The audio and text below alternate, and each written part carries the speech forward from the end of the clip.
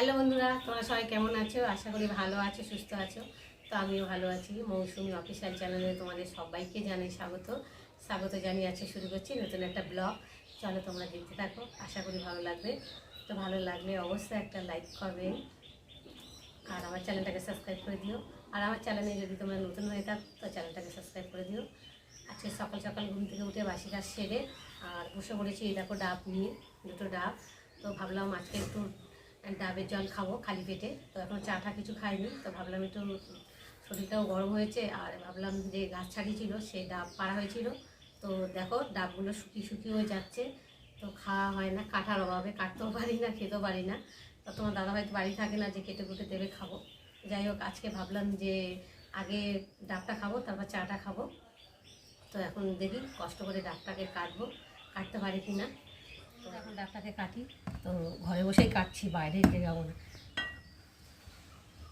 কাপড় একটা প্যান নিয়ে নিই, কেননা দাটা যদি সিমেন্টে পড়ে তো তাহলে দাটা খারাপ হয়ে যাবে না। আর এমনি দাটাও ধার নেই, অনেকদিন হয়ে গেছে ধারটা দেওয়া হয় না। কেটেছি অনেক কষ্ট করে, আর দাটা দেখতে পাচ্ছ কতটা ভারী, ভীষণ ভারী, দাটা ছাকানো যাচ্ছে না। তো যাই হোক কষ্ট করে কেটেছি, মুখটা কেটে বাদ দিয়েছি। আর দেখি এখন কতটা জল কি হয়েছে। ভীষণ কষ্ট বাবা ডাব কাটা, আর ডাব কাটতে গেলে ধার না হলে কাটা যায় না বলো। যাই হোক দেখো আমি এখন ঢালি, দেখি কতটা জল হয়েছে।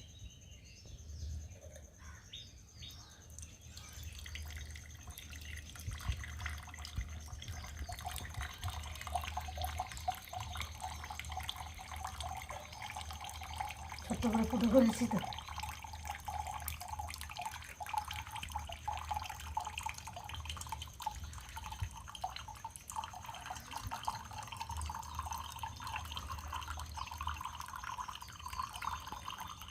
অনেকটাই জল হচ্ছে, তো দেখো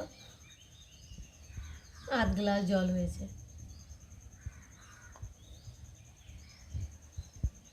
তো দেখো জলটা খাই।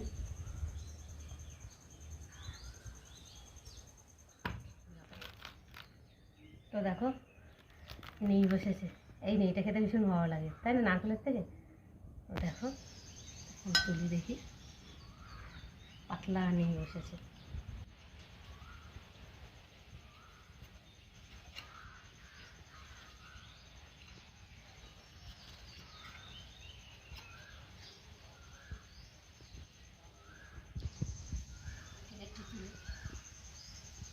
চামচে তুলে ভালো হয়, কিন্তু দাদি উঠে আছে যেগুলো চামচের দরকার নেই।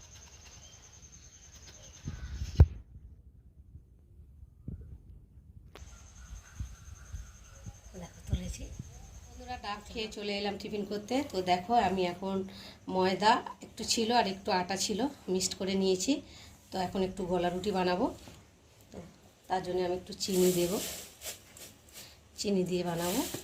আর দেবো একটু নুন, স্বাদ অনুযায়ী নুন দিয়ে একটু ভালো করে ময়দার আটার সাথে মিক্সড করে নেব।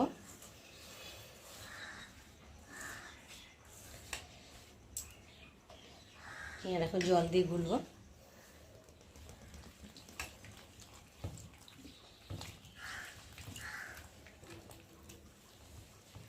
একটু ভালো করে গুলতে হবে।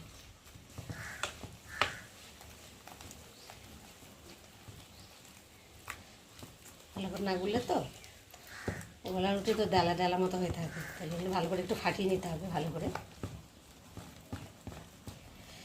গোলা রুটির সাথে অনেকে পেঁয়াজ লঙ্কা কুচিয়ে দিয়েও করে, তো আমি দিলাম না, একটু মিষ্টি দিয়ে খেতে ইচ্ছা করলো, তো ভালো একটু মিষ্টি দিয়েই করি।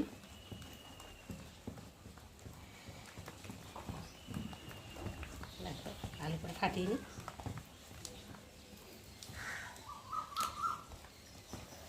তো চলো ওইদিকে ওভেনে বসিয়েছি, কড়া বসিয়েছি, আর এখন আমি মধ্যে তেল দেবো, সাদা তেল দিয়েই করবো, সাদা দিয়ে করলে তো খেতে ভালো লাগে, একটু বেশি করে তেল দিয়ে করলে ভালো লাগে। আর একটু আমি চারিগালে ছড়িয়ে দেবো, তেলটা একটু গরম হতে দিই।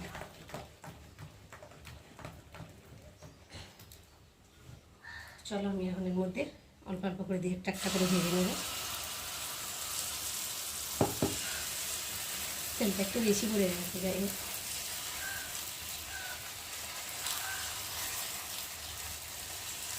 গরম হয়ে গেছে তো, ভীষণ গরম হয়ে গেছে।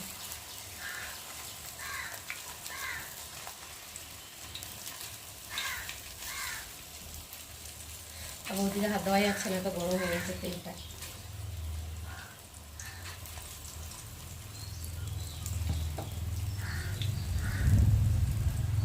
ঠিকঠাক মতো দিতে পারলাম না, কেন বলতো এদিকে তেলটা উঠে আসছে তো গরম, আর তেলটা একটু বেশি গেছে। আর নামিয়ে নিয়েছি, আর একটা ভাজছি দেখো, একটু বেশি করে তেল দিয়ে ভাজছি, একটু কড়কড়া হলে তো খেতে ভালো লাগে। তো দেখো তেল দিয়ে ভাজলে গোলা রুটি তো একটু তেল দিয়ে ভালো করে কড়কড়া করে না ভাজলে ভালো লাগে না খেতে।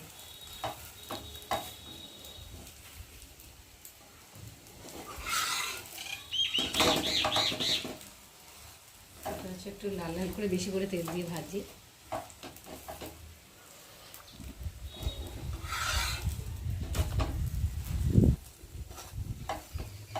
এখন নামিয়ে নেব, হয়ে গেছে। এরকম করে করে সেম একটা করে কয়েকটা, আর বেশি নেই, অল্প রয়েছে। এখন দেবো, দেখো আর অল্প একটু রয়েছে আটাগোলা। আর হাওয়া ছেড়েছে না, হাওয়া লাগছে গ্যাসের মধ্যে, যেন ঠিকঠাক মতো আগুন পাচ্ছে না। আর জানলাটা খুলে রেখেছি, যেন জানলা দিয়ে না খুলে গরমও হচ্ছে, আর না খুলে আবার বন্ধ করে দিলে গরম হচ্ছে, আবার খুললে আবার গ্যাসে হাওয়া লাগবে।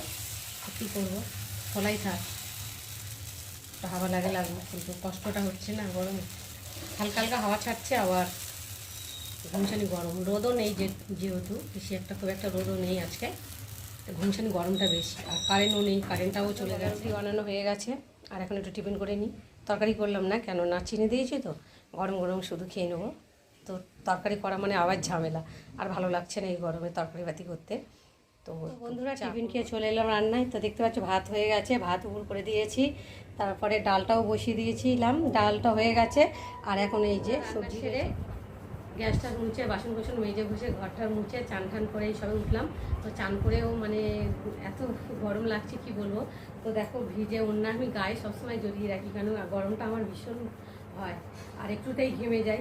আর এমনিতে ঠান্ডার ধাত রয়েছে, আর একটুতেই মানে হাঁচি শুরু হয়ে যায়, বিকেল হলেই ঠান্ডা মারি খোলে।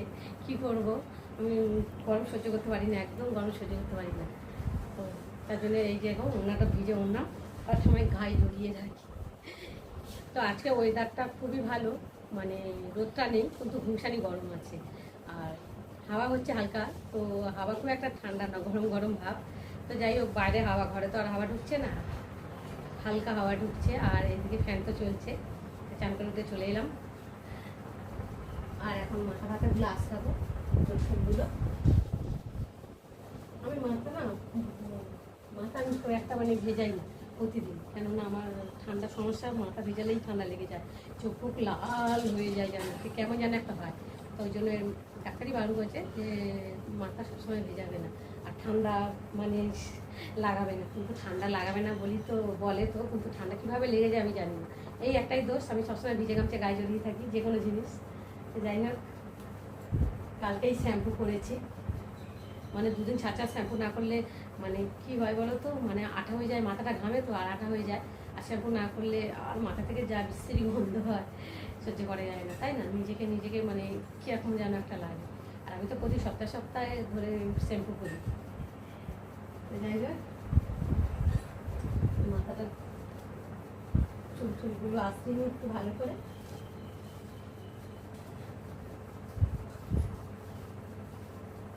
আর চুল উঠে উঠে কি অবস্থা হয়ে গেল। আর আমাদের এই কলের জলে এত আয়রন, তো মাথা ঘষলে এই চুল এতটা করে চুল উঠে যায়। কি করবো, আর জলের ভীষণ কষ্ট আমাদের এদিকে। টাইম কল বসিয়ে দিয়ে গেছে, জল এখনো অব্দিও তো দেয় না, কিন্তু কলটা শো করে বসিয়ে দিয়ে গেছে। দেখো চান করে উঠেছি, আর শুরু করবো। মাথাটা আসানো হয়ে গেছে, আর এখন আমি একটু সিঁদুর করবো।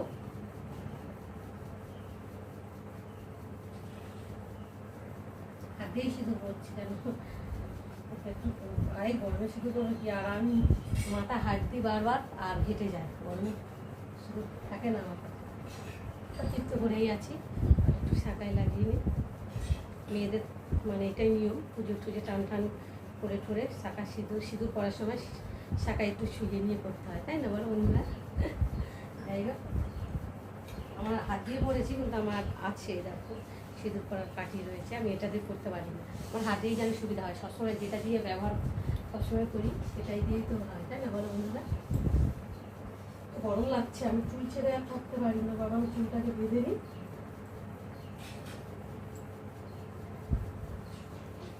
এই গরমে চুল ছেড়ে থাকা যায় না তো একটুতেই ঘেমে যাচ্ছে কী করবো বলো এই গরমের সময় তো মুখে টুকে কিছু মাখি না কি মাখবো মাখলেই ঘাম হয়ে যায় আর উঠে যায় ফালতু মেখে কোনো দরকার নেই শীতের সময় হলে একটু মুখ টুকগুলো টান টান ধরে তখন একটু মাখতে হয়